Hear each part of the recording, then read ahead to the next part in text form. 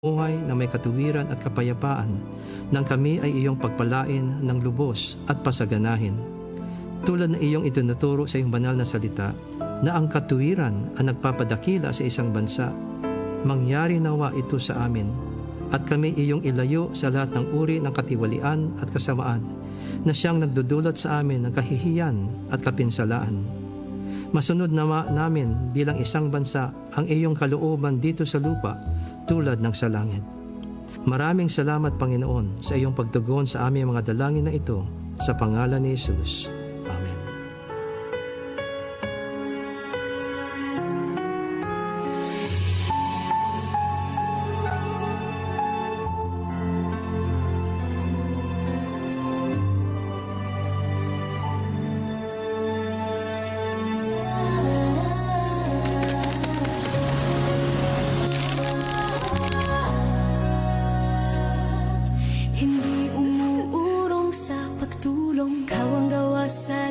Sinusulong PCSO, PCSO, hindi umuurong sa pagtulong. PCSO, PCSO.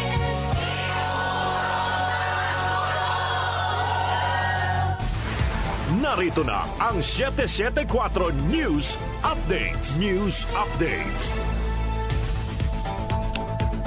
Narito na ang mga balita sa oras na ito, hatid sa inyo ng 774 News Team. Pagpapasa ng Meralco ng iba't ibang singil sa mga consumers, dapat tuldukan na. Grace Mariano sa report.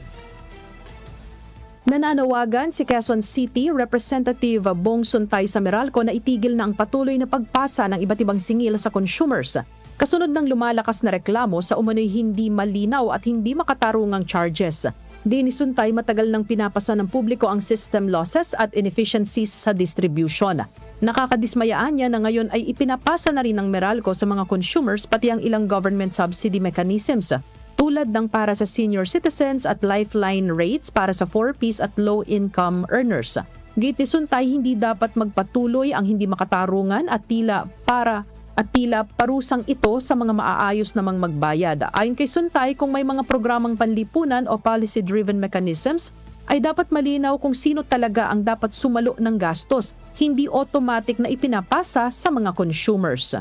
Ito si Grace Mariano para sa DWWW 774, Your Ultimate Music Radio.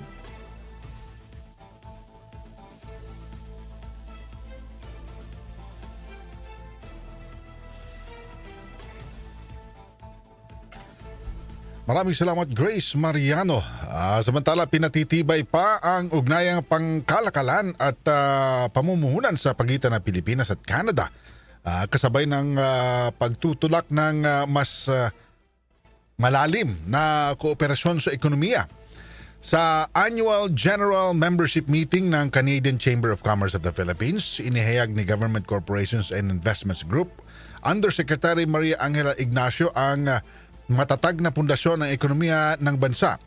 Binigyang din dito ang patuloy na reforma ng pamahalaan upang makahikayat ng mas maraming pamumuhunan at mapalawak ang kalakalan sa Canada.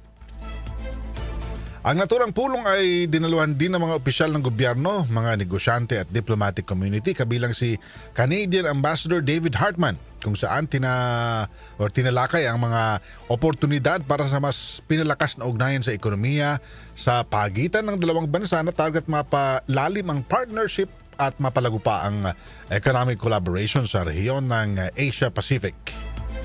At yan po ang mga balita sa oras na ito. I-like, i-share at mag-subscribe sa DWWW YouTube account para sa karagdagang balita. Ang DWWW 774 ay sabayang napapakinggan din sa 107.9 DWHT FM Dagupan at napapanood sa DWHT FB page. Ako po si Major Tom, isang magandang umaga. Inyong napakinggan ang 774 News Updates. News Updates. That portion was brought to you by ACS Manufacturing Corporation, ISO certified world-class quality. ACS. Bingo Plus! Bingo sa saya, plus sa panalo! Gambling is for 21 years old and above only. Gambling can be addictive. Know when to stop. Nag-uugnay sa kahapon at ngayon, patuloy na sumasabay sa pagbabago ng panahon. Pinagkakatiwalaan sa balanseng pagbabalita, makabuluhang komentaryo, sariwang mga impormasyon at mga musikang bahagi ng buhay ng bawat henerasyon. DWWW 774, your ultimate news and music radio. Mas pinalawak, mas pinalakas.